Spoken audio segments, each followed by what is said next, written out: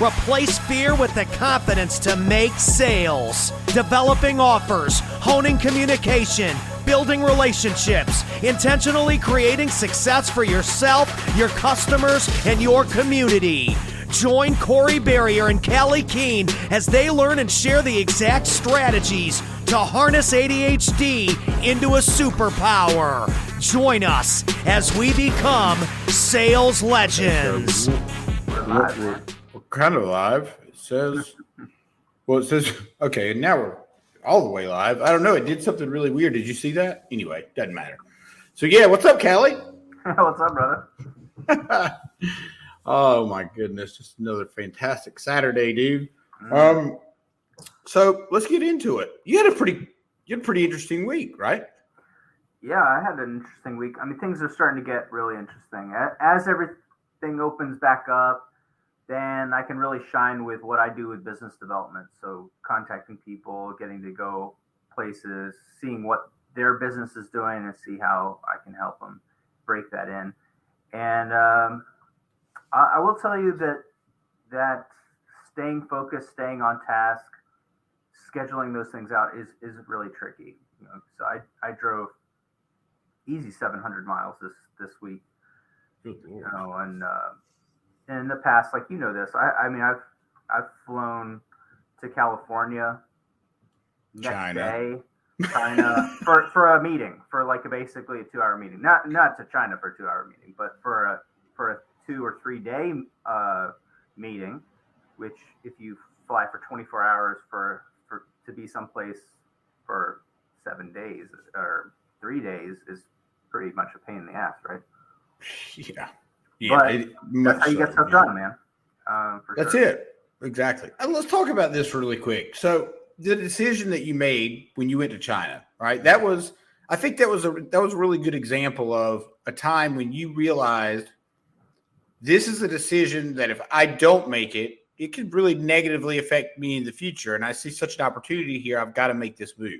Can you tell us that story? Because I think it's really cool. Yeah. The story is cool. I mean, so let's set aside people's political thoughts or socio-political thoughts about China or not, because if you're in business for real and not in pretend virtue signal business, because, hey, I understand conservative thought, but you're virtue signaling too, right? Your American flag's probably made in China. You know what I'm saying? It's like there's just certain things. Look, brother, there's certain things it is illegal to make in the U.S. or it is so problematic that people don't do it. And in the case of my product and some of my clients' products, we are the first people to make things in America, and I am very successful at bringing things back and making them in America in sizable volumes. And if somebody wants to do that, I'd love to have that conversation. But we're talking about millions of dollars, not hundreds of dollars or thousands of dollars. But yeah, in the case of this, because we talk sales, my product, my main revenue source, you think of all these things that we do as revenue streams. So this one kind of dwarfs the others. The components are really long lead time. You have to buy them from a sales organization or a distributor that buys them from a manufacturer that makes it in China. Okay. And they're impossible to get, very expensive, long lead time. So having this sales conversation, really just wrapping this up, and it's the why you conversation. Sometimes you're in this in life. Sometimes you don't realize that just happened. But the conversation was, if we go with you, how are you going to solve the supply chain issues? And I said, hey, when you place this order, I will, by that Friday, I'll be on a plane to China and I'll build the supply chain from the manufacturer directly to me. I'll take out all the middlemen and I'll reduce the cost and I'll increase the availability so I can fulfill the order that we're talking about. And so why do I answer things like that? Is one, because I had already spent my own money. You have to understand, my own time learning that this could be done. I had already put some partnerships in place. So when I got back from that meeting, it was a Wednesday, and I asked my friend, I said, hey, you said you wanted to go to China with me? I said, yeah, because he does sourcing. He said, when do you want to go? I said, Friday, this Friday. We're going this Friday. We bought our tickets. We went. He handles all my sourcing today. I've spent millions of dollars with him. And this is an aside lesson is what he does, I can do. But why don't I do it? Because he handles a different problem for me, is time and scale. And it's a really good investment for me. I have a resource in helping him build his business and sending him business. It enables me to do things on a different level and be another place. So if you might have friends that you want to do business with, but if you've ever spent $1 million a year with one of your friends, and you're still a friend, I want to be your friend too, because that's the kind of friends that I want to have, right? But the point of this is you get in these situations and a lot of people want to crumble, or you want to say like, I think I can try to do this. There is no answer other than yes, and then deciding that you're going to do something like that and mapping it out and taking massive action to make it happen. The way that I think of things, and this might be egotistical, is if somebody has already done it before, most likely I can do it too. Yeah. And there's extreme edges of it. I'm not saying I could be Elon Musk, but I'm saying that the manufacturing equipment that everybody's fawning over, like I can look at that video, I know what it is. I know the phone calls to make to buy it. So I know that even in that situation at the fringe, I could be helpful in that situation. But as far as like looking at, oh, somebody's bought it and bought this, like this piece of hardware before, somebody's made this device. If you see it on a shelf in a store, I know I can do it. It's kind of like, it's to dumb it down a little bit. It's kind of like, the 4-minute mile. And I like to use this guy as an example because it's the same thing, right? Nobody could do it until we could see it was done. And then you see it's done and, it's possible. So, if you could wrap your head around it, and I'm not saying that I could look at it and say it's not like I could look at it and say, oh, I could make that thing. You, however, could do that, right? There's other things that maybe I could look at that maybe you couldn't figure out. I don't know, whatever that is. Well, if you understand it, you don't have to do it. That's what I'm saying about the sourcing, and I'm saying about that confidence is you build confidence in yourself by executing on the tasks and obligations that you have, right? You don't build confidence in yourself because you specifically know that you're a winner, you know every single step. You don't know every step. When you're creating innovation or growing a business or growing yourself personally, if you think you know every single step, you're wrong, and you probably won't be able to achieve that success because you're letting your ego get in front of reality. And reality is life is complicated and you don't know, but you can build confidence by executing on your daily obligations. And that way you can look at that situation and say, well, in the past, I make this mental model, Corey. I say, in the past, I've partnered up with the wrong people, so I know what to look out for. I've partnered up with the right people, so I know what to look out for. I've partnered up with people that are just okay, but they still save me time and enable me to do more. So I know the level of management that they require. They're kind of a pain, but I've done all these things in the past. So this completely new thing, I think that I can map this mentally. I can map this strange situation to a past situation, and I can see myself, put myself into that success. You know what I'm saying? So that's, to me, that's confidence. It's like, I've done this before. I could do it again. I could do it again in a new way.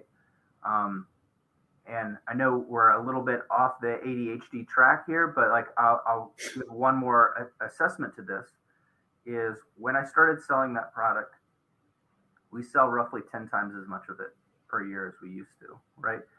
And I know in my mind, I have a very specific number, which was a large yearly order. It was like, wow, that's the big order. But once you break that number, you say, hey, somebody bought $384,000 worth of something in one shot that I designed. That's really cool, right? That is cool.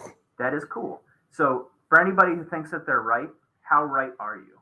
And I don't care if you sell insurance or real estate, people pump up their numbers and it's just nonsense. They're like, I'm a 7-figure salesperson. I'm like, you sell houses. What's that? Like that would be like one house in my area. So, Right. Okay. But what I mean is when you're right, and your decision or your idea, how right is your idea? If a big company or a government agency says, I believe that you're right as well, and here's this much money, because that's how right I think you are, you get a level of confidence of being correct. Now, it's really easy to mess that up because you can get overly confident. But my point of this is, every time we hit that threshold, or the conversation about going to China, that was for 100 of my product initial sale. So the biggest one-off order of that product. And it all in was right at $2 million. That was what the revenue generated from that deal. That one order. Now we ended up doing that more than 4 times. There's some like loose change orders in there as well. But to my point is that when you break that threshold, now we're going out and I'm looking at all the other 100-piece orders. So all the $1 million, $2 million, $5 million deals. Whereas in the past, 15 years ago, 10 years ago, I thought that a $384,000 deal was like a massive. How are we going to do it? How are we going to figure this out? How are we going to go through all the approvals? How can we prove to them that we're worth that one single deal? And now we get one of those deals pretty frequently, right? We would just make it. We wouldn't think anything of it. Right. You just be like, it would just be like, you're just taking an order at this point, right? It's not like you're not even selling it, right? You're just taking an order. Absolutely. And we are blessed to have it and we love getting it, but that would be a normal order now, is what I'm saying, is that when somebody would want what our regular orders would be, I would then work as my business development role, like I was saying, is I would go to their place, I'd figure out what they're trying to do. I'd try to build them into an advocate. I'd try to internally socialize it so then they could not just buy one, but buy 20, which is like about what that 384,000, it'd be like 15 to 20, depending. And so in life, I think there's a lot of similarities to this. And I want to take this long story and I want to circle it back to being a business owner and ADHD, is that there's a lot of I can'ts that you've told yourself. There's a lot of like also optimistic behavior because you've done it in the past before. Oh, I'm really good at getting tasks done. I can just knock out this to-do list really fast. Yes. Overly optimistic lies that you're telling yourself. I think we covered that last week. Yeah. But there's an equal amount of I can't do this because. Right. And you tell yourself that, and the over optimistic thing isn't true because you're not really built to commit on it. The lies that you tell yourself, they become truth. They are reality because you're making it. You're what I say, collapsing, negative reality, collapsing positive reality. You're making the future. It's a self-fulfilling prophecy. You say, I can't, well, you won't. Right. You can never if you can't, right? Right. You can say I can, and you can fail at being successful, but in a way that's a little bit more successful than just saying I can't do it in the first place. Well, and that's a really good point. And that's, with especially people with ADHD. And I'll tell you, you already know this. Like I struggle terribly from, pinging from one idea to the next, even staying in my same niche. And what it's done is instead of just committing to one of the niches and failing at it, you just ping all over the place, right? Yep. But here's the outcome. And this is a good outcome. It's taken a long time to get here, but I'll just encompass all 3 niches into one. Fuck it.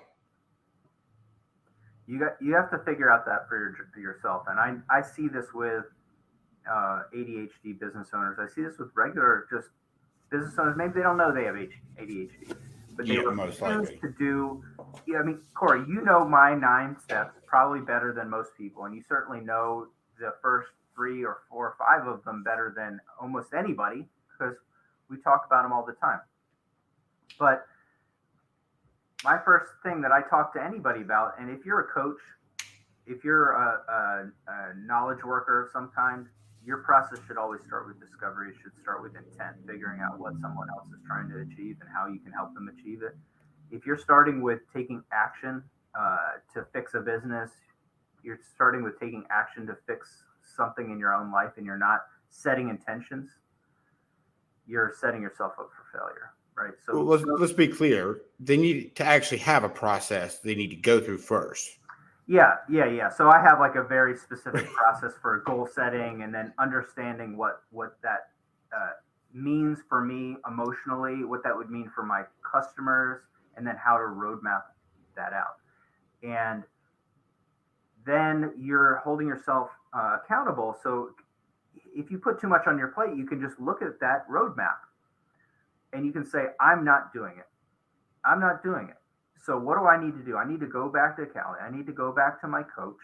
I need to go back to the people that told me this roadmap and told me, what did he tell me at the time? Oh yeah, that's hell no, that's not happening. So like now I need to go back and I can dial this in. I don't have to quit. I can just dial it in. I can keep my intent and I can adjust my action to reality, to the data that I've received. I have more data now. But the second step that I talk about is people. Like we got to figure out who we're going to serve, right? So we're in partnership with the universe. So I know some of these people that listen to us, they're way more into the mindset stuff, the energy stuff than I am. But I'll meet you halfway. I'll meet you halfway with anything and show you how it becomes pragmatic. We are in a partnership of co-creation with the universe. And the way that I tell people this is that we're not passengers in our own life. You can't get to where you want to go in the backseat of somebody else's car, right? And what we want to do is we want to co-create with our customers. Here's these people. I'm going to be stuck with them for 10 years or the rest of my life. I want to know that I like them. So go out and work with people that you like. You want to have big impact? Well, if you're not a scumbag, you make money as a business owner as a small fraction of the value that you provide in other people's lives at scale. So if I can make 10 people $1 and I can get 10 cents from that, I get $1. And I say, man, I got to change these numbers. I either have to sell something more valuable, I have to sell it to more people, or I have to sell it more times. Those are your three levers in life. There's no other ways to make money. And so you look at it like that. Somebody I like and help them achieve something that they want. And I am a recipient of a part of that success that they're going to achieve. I help them achieve it and I get a fraction of that success. You know, they get their investment back. I like to look at it. Shout out to Uncle G, 10X, right?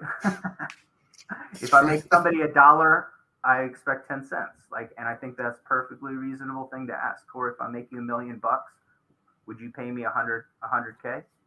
Yep, all day long. I think anybody would take that deal, right? Yeah, they should. And so by structuring like that, I can eliminate a lot of those conversations. But this is where people, and Corey, you know, this is where you struggle, man, is like if you pick one place to point your energy, so it's like a pressure point, you know, what's more potent is pointing right on that pressure point or just smushing with your hand. Well, it's natural and intuitive to understand that focus, you take the same amount of energy and put it into a smaller area, you're going to get better results.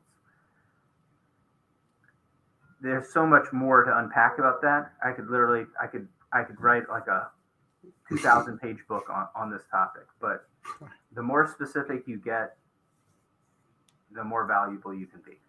It's just that, like, you can argue all you want against it, but then I break it down and people give me all these stupid examples of like other people that are doing lots of things. One, you're not that person. Okay. Right. You're not Elon Musk. Again, I'm going to point, you're not Jeff Bezos. Right. And then if we dial it back, I'm like, you realize that all those people started by doing one thing, right? Right. And doing it really well. And doing it really well. And guess how they diversified their focus? Collaborations. 100%. Who wants to collaborate with somebody that's failing at 10 things? Great point. Just be successful at one, and then say, hey, I think I could replicate this in your market, but you're an expert in that market. Can you help me replicate the success that I've already seen, the systems and processes that I've already built in my market. Can you help me replicate them in yours? Wow, that sounds like a really great pitch, Callye. How'd you come up with that? That's how it works, dude. That's how it works. So focus is this, is like the reason that I knew in that call that I could do the thing is, one, I had already done it for commercial customers. I had already, like I said, invested my time, invested my money, and done it for people making consumer goods and for my coaching clients. And that was 2017. And then I could take that information and I could move it over into my world, which is defense and tech stuff, not consumer products. So let me ask you this. Now that you can do these things quicker, right? More confident because you've done it over and over. Does that mean that you charge less money for it because you can do it faster in that now that you've done it over and over? Dude, I never charge by the hour. No. I know. But the point is, like, lots of people feel like, well, this comes easy to me, so I should charge less money for it. And I think that is the stupidest way of thinking. Yeah, I don't think I've ever. No, I know you haven't. No, yeah. So, like, I understand the piece of this, and in product development, yes, this was the common thing. And it took me a pretty long time and a level of seniority to just avoid that conversation, to understand how to navigate the sales process. Even today, people will ask me for a potential hours. Like, what's the hour load on that? And I also realized that, like, people just charge a whole lot more per hour than I ever thought was even reasonable. So we'd say, $95 an hour for engineering. And then I saw what people's blended rates were. So they would be like, oh, we charge $350 an hour. And that's this percentage of management plus these people. And I was like, oh, okay, you just change the numbers. But in reality, it's like, I'll do something in an hour that takes somebody 2 days to do, because I know how to do it. So I'm not like guessing, oh, wonder how this works, or what's the way somebody does this thing. And yes, so initially I thought, okay, we can be really competitive at doing this. And we've had this conversation, is I developed the mechanical portion of a full person's product for $3,500 or $5,500 because I could. And we got to manufacture those products. We still manufacture some of those today, 10 years later, longer than that. And so we get that long tail, we get that shared destiny. So it really didn't matter what we charged. We just know that you have to charge something. Otherwise, it's never going to happen. That's a totally different conversation. But yeah, today for something similar, I might charge $55,000, $150,000, $250,000. And the reality is the projects are much different. Well, it also depends on what the project's for, right? Yes. This could be, it could be extremely important. It could be you could need it. They could need it extremely quick, and you may not have the time to do it right now. And that price goes up if that happens, right? Obviously. Yeah, that's right. Yeah. And when you focus on one thing, you have a lot of natural advantages. What people think is that, okay, the speed that I can answer my old questions means that I can charge a lower rate. That is true. You can be highly competitive by giving old answers at a newer speed. But the reality is that when you focus on a certain thing, you get really good at it, and expertise allows you to answer new questions at a new speed. Okay, and so what do I mean about that? Is that, Corey, you can coach people for personal training. You can coach people about plumbing. You can coach people about a lot of things. But as you focus on one thing, let's pick on gyms right now. Okay, so as you focus on that, then you'd start to learn more about the business fundamentals. Then you'd start learning more about the marketing. Then you'd start learning more about the hiring and retention of the salespeople. Then you'd start to learn more about how it integrates with the discounts and offers that equipment vendors play. And you'd start building relationships with equipment vendors and the people that run the different conventions. And you'd start building relationships with thought leaders and influencers in that space. Now, can you still learn to teach people how to close, Sally homeowner when she walks in and she's looking for aerobics classes? Yeah, you probably can. But you can wrap it in a level of success that would be hilariously inaccurate for somebody who has 1 year of sales coaching experience to come in, because you have that focus over time. And like, you're going to absorb that and naturally get it anyways, because you're going to work with owner after owner, and they're going to say like, hey, look at this thing that I did. This is what I've tried before. Hey, here's my friend who's this bodybuilder.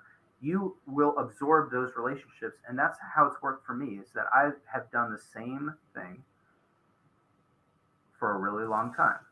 And I do lots of different things, but it goes back to that one piece, is that I work with product businesses. I know how to come up with an idea, make it, and sell it. That is it. And you can see everything that I do, and then you realize, oh my God, it's all the same thing. And I've been doing the same thing forever, literally, like for 20 years. Now, sorry, dude. You just like, you said a couple of things and it just fired like all kinds of good, great shit in my brain, and I had to get it down. But dude, the part about focus, the people get this wrong because they say, I'm going to serve all of these people because right now, today, I can get more clients or I can get more value out of the market. But what you're doing is you're exchanging future massive success for present minor success. Because the level of success that you can get if you know how to do a gym owner's books and fix it so they can properly account for their sales program is a 10x value than being able to train a couple of the trainers to upgrade their coaching packages. And right. You can't get from one to the other if you're also doing it for all these other businesses. You just can't. You can't. See. Makes sense. So this is why I kind of chuckle to myself when somebody's like, well, what kind of products do you have a specialty in products? And I'm like, my specialty is in product businesses. Okay. Like, these industries are generally like, they have the same problem. People who make products, they all have the same core set of problems about getting funding, going through engineering, the way that they describe their marketing challenges, the way that they go to market is very similar. The way that their accounting is set up is all the same. The way that they're, it's all the same, but like they're like, but I sell blue products and these guys sell red products. Like, you don't have any experience with red products. And I'm like, dude, I understand you've never run a business before, but it's all the same. It literally could be like widgets. Like, it's just widgets. Now, but here's the thing. Yeah. Go ahead. Yeah. Where that's not true, we would bring in an expert. Like, if I was going to try to sell the gyms, I'd bring in somebody who's an expert in gyms, right? And like, that's a part of my strategy and my process, is that when we want to enter a market, like we just talked about before, I go and say, hey, I'm successful. Look at this. I'd like to be successful in your area as well, and I don't feel like competing. What I'd like to do is work with you, and then we're able to enter or grow into a new sector. But like, that strategy and that process is generic. It is the same based on my other principles. And sales is kind of tempting to look at this like this, but when you realize that people want different things, the way that like a plumber does their sales versus a gym does their sales is totally different. Like, the way that each of these companies are structured, their culture, like the way that they're trying to affect or influence the market is different. Like, a lot of those pieces, they don't translate. And you could be highly effective, but here's my point about this. So you want to be confident. Here's how you can foresee yourself as confident. Go try to find something that exists in the world that is correlative to what you're trying to do, that is similar. So, Corey, let's just say that you wanted Alex Hormozi, being a great example, marketing, right? Okay, exactly. So Alex Hormozi exists. Okay, great. And then now there's, like, because of him and a couple other winners like him, there's what I would say there's probably 1,000 mini Hermoses. Call them micro Hermoses, right? Okay, cool. Sure. So there's lots of people churning around in that space. How many of them also sell to plumbers? 0. Okay. Case in point. Yeah. And then You're like, yeah, dude. yeah, It's clear as exactly. day. Writing's on the wall. Yeah, and then when you say like, okay, there are people that coach people that then go out and have more generic sales knowledge. So who are those people? It'd be like Ryan Stewman, right? Ryan Stewman's a salesperson, but what he's selling is Ryan Stewman. Right. Now you could get a lot of benefit, and you could be, selling to gyms and selling to this and selling to that and selling to that, but you'd probably not be all the same person. You'd be multiple different people. So that's my point. Is like you look at this and at the ADHD, it's really it's tempting to go after all those pieces. But Corey, if you were sitting in a situation where somebody is going to offer you that $1 million deal, right, and you know it's going to be super hard, have you built the depth of connections and resources and knowledge and experience in all of these different aspects where you could say yes, or you could say yes, but? And the answer is no. The answer is no. And for everybody that's listening, the answer is no. And you think, oh, Callye, there's this thing and there's this thing where I could say yes. I'm like, okay, dumbass, then pick one of those. Right. Quit shortchanging yourself because you're afraid, because you're not distracted, you're not committed. Right. Yeah. 100%. But you know something, yeah, and you're right. Here's the thing, like, this has kind of been in front of my face the whole time. I've battled with this idea back and forth since 2018, right? I wrote a book about how to sell personal training in person before everything happened. And I didn't do anything with it. Everybody with ADHD is going to understand this conversation pretty well. Never did anything with it, right? No, that's not true. I got it edited, but I never published it. I was like, I don't want to be in that space. I didn't want anything to do with the fitness space because I just realized this the other day. I tied the fitness space to me standing on the gym floor, which I'm not going to do, right? That's just not, I've done that. I've moved on from that area of my life. And so it was just a correlation of where I was in the gym. And I was correlating the wrong thing. I was correlating something that shouldn't have been correlating with what I'm currently doing. Does that make sense? I absolutely know exactly what you're saying, but this is why that thinking is so deadly, because when you talk to gym owners, dude, they're thinking the same exact thing. They don't want to be on the gym floor either. And you could say, yeah, that's right. I went from a personal trainer to owning a facility. Okay. Right. And I want to take you off of the gym floor and make you the actual, not owner operator, but entrepreneur that's running this business. I want to be a part of that success. I can't do everything for you, but I can do so much for you relative to where you are that it'll put you in a position to allow that to happen. I know it because I've been in your situation. I know why you don't want to be there. Yeah. Like, and here's the thing. I could confidently say that exact thing because I know exactly what they're struggling with. I know exactly where they're failing. I know exactly why.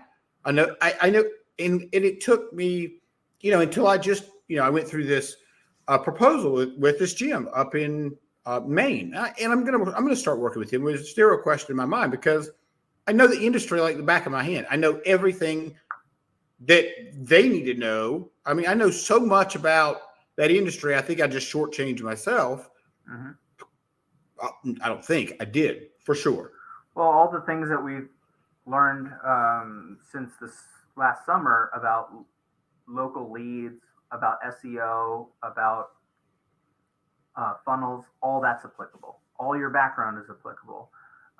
All the things that you know about creating content are applicable. All the things that you know about nutrition are applicable. I think between the two of us, we probably know, 100 professional or semi-professional bodybuilders or athletes. Probably know that many gym owners. It's just like you're already at a level of success without doing this that other people are going to wait their entire career to try to achieve. They're like, oh, if I just knew like a couple of IFBB pros, like I could get them to come on. It's like, yeah, they're normal people, right? Right. A lot Like, of them, you just they want sponsorship money because it's kind of expensive to like work out for a living. The machines, they don't have like a cash slot where money comes out of it, right? It's pretty expensive lifestyle. Here's a quick hack. If you want to grow something in the fitness industry, just pair up with somebody that's doing, a collaboration. It's so easy in the fitness industry. The whole industry is built on that, right? Every YouTuber with supplements, everybody with their clothing brand, everybody with sponsorships all over the place, collab events. Like, it is a very collaborative. Now, I will tell you that there's a lot of like politics and kind of infighting behind the scenes and stuff, but that it is what it is, right? And it's just what I'm telling you, brother, is like, you're looking for a way to break in, but you're already in at another level that people that run gyms wish they knew the people that you already know. Right. They just don't know. They just don't know me because of me. Right. Yeah, exactly. So I think this is a fun conversation for anybody, because let me wrap all this up, is that in your career, there'll be a couple of times where you are sitting at that table and somebody's going to ask you that question, right?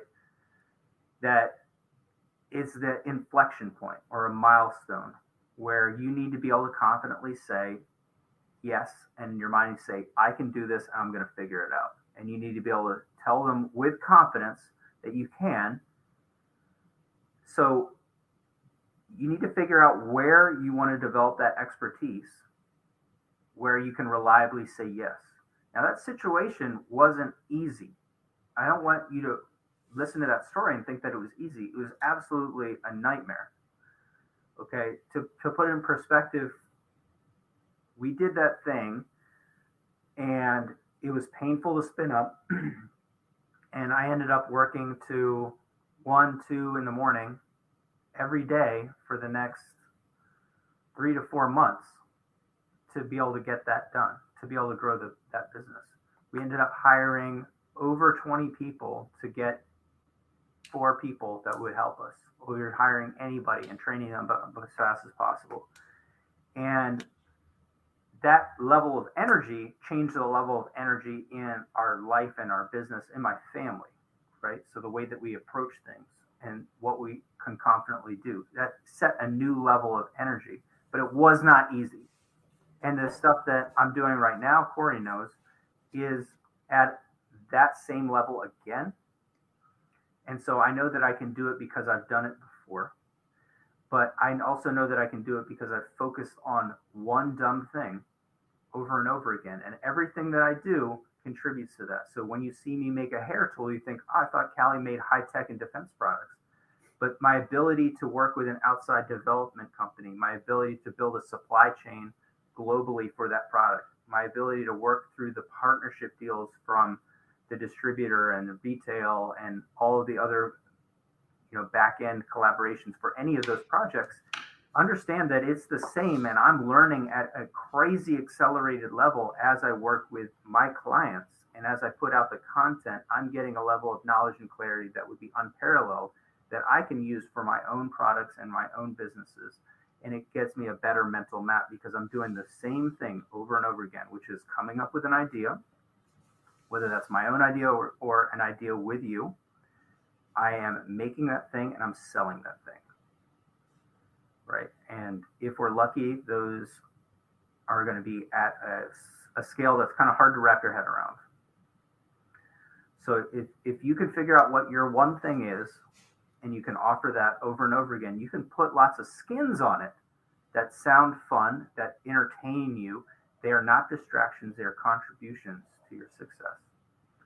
And if you have that one set point, it's like, I do this thing, then you can go back to it, and you can keep building knowledge, connections, resources. And then the next time that we have how much should I charge per hour, we can all just laugh at that conversation. I can't believe that I used to charge by the hour and I couldn't figure out how to not charge by the hour. It's like, yeah, I made one connection. I connected two people together and it made them 10 million bucks. So it's like, how much do you charge per hour for that email? Like, it's actually really funny that you say that, because I was just talking to the guy that I work with, my ADHD coach, and we were talking through the proposal, because he's a business guy. He's formerly, before he worked with people with ADHD, he ran a multi-million-dollar. It doesn't really fucking matter. Anyway, the point is, like, he's got business knowledge. So I had him look through some stuff. It was like, it's like, if I was looking at this proposal, I would want to know how many hours you're going to be working on this. And I'm like, why does it fucking matter how many hours I'm working on it? He was like, I would want to know how many hours. And I'm like, do you want to know how many hours I'm working on, or do you want the end result? Because if I give you the end result, do you really give a shit how long it takes me to do it? And he was like, yeah. And I'm like, really?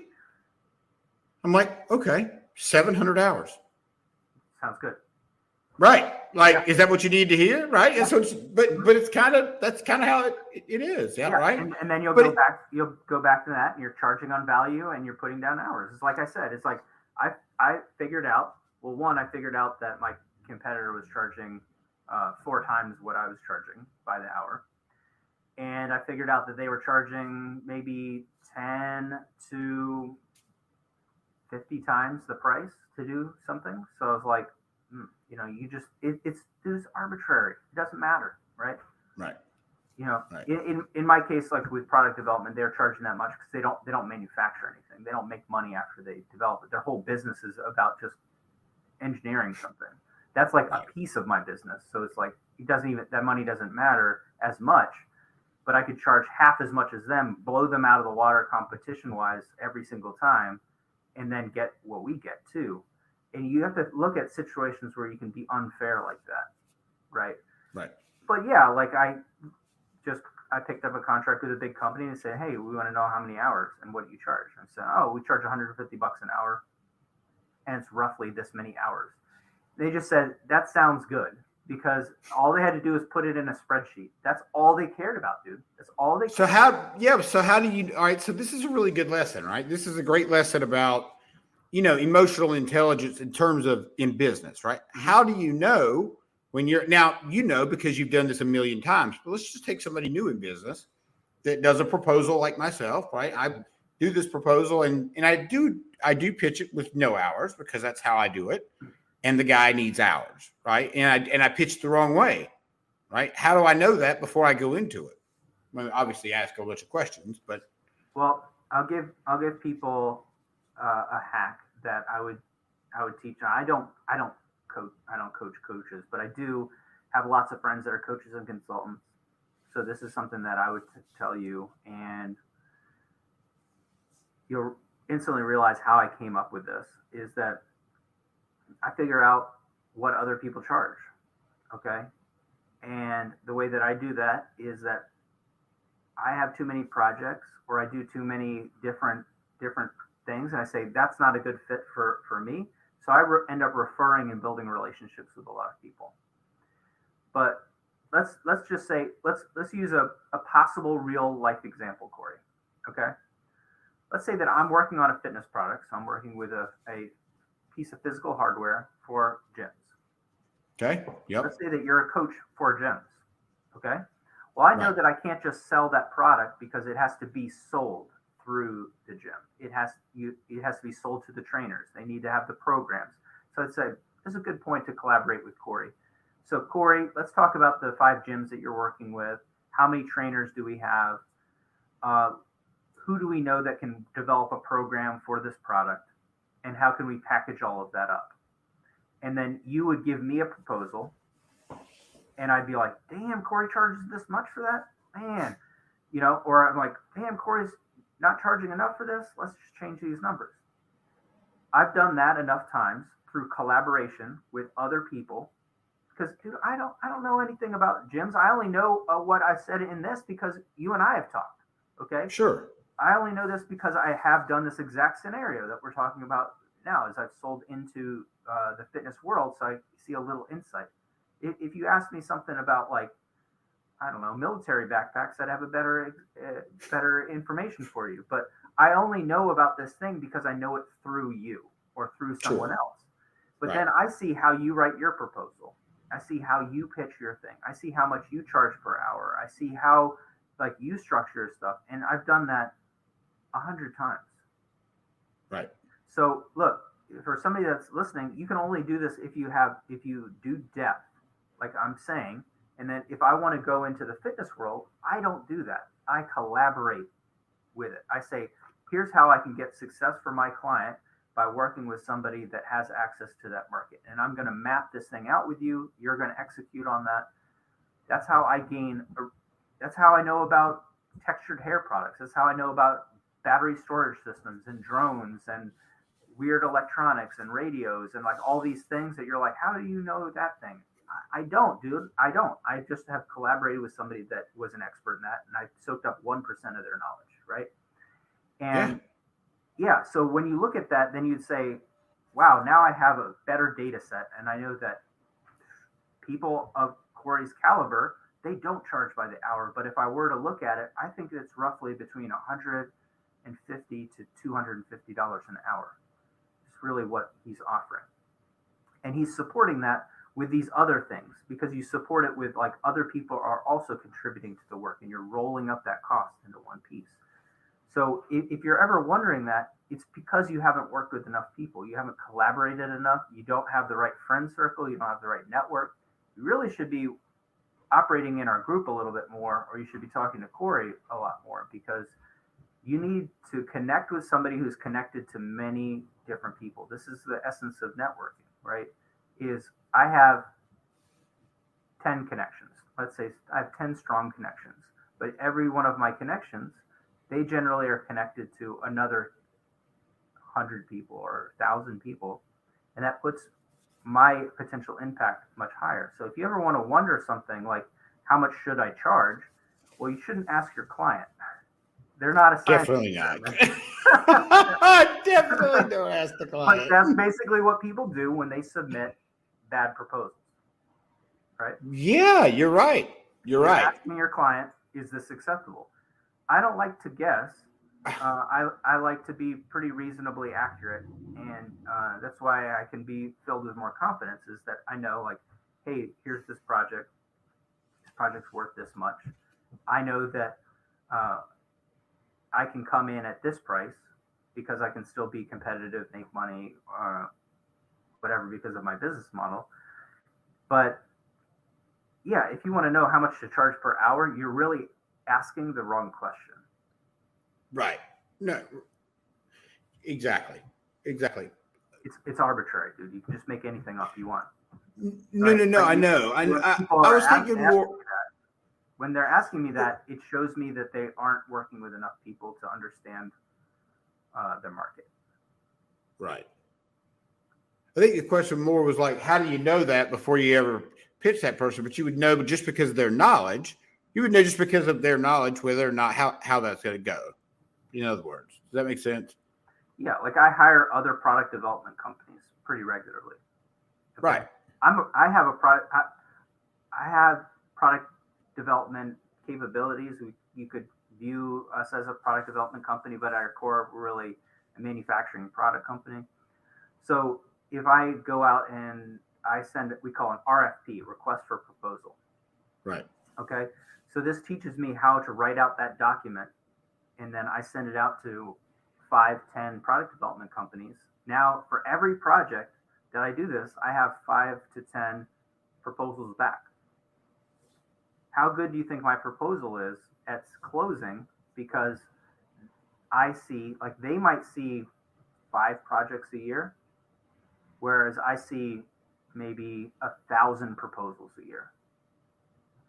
Yeah. Right. And this is the power of collaboration, is then I can go to each of those and I can build a relationship and say, hey, you weren't a great fit for this, but I really understand, because of your proposal, where you fit in the market. And I get pitched for a lot of product development jobs a year, more than most people. So now I know where to put that in my brain, and I'll look out for a perfect project for you. So you weren't a good fit for this. this. I really liked your proposal, but I don't want to give you something that's not going to be super successful. So let's plan on doing something else together. And I can go through that systematically and build my team, my extended team. And if you're a business coach or a business owner and you don't have like an extra team that you can turn on, if you don't have a great marketing company that you're working with, you don't have a great sales coach, you don't have an extra sales team that you can turn on and turn off, you don't have a badass accountant saving you hundreds of thousands of dollars. If you don't have those pieces, dude, you are in trouble. You're in deep trouble. That should be operation number one, is building out your network. Not building your sales will come, right? But yeah, I get what you're saying. Like, how do you know? How do you know? But like, if you're a sales coach,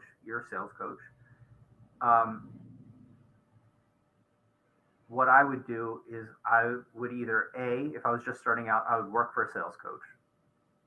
Yeah. I would be a closer for them.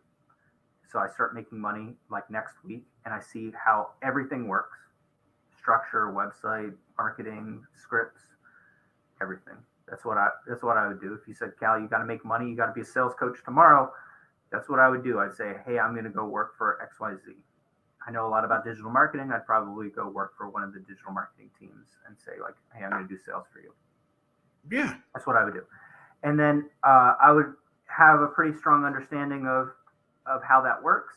And then when I became a sales coach, I would be like, hey, really what I do is I do this specific thing, and then I collaborate and bring on other people to do operations, other people to do the marketing.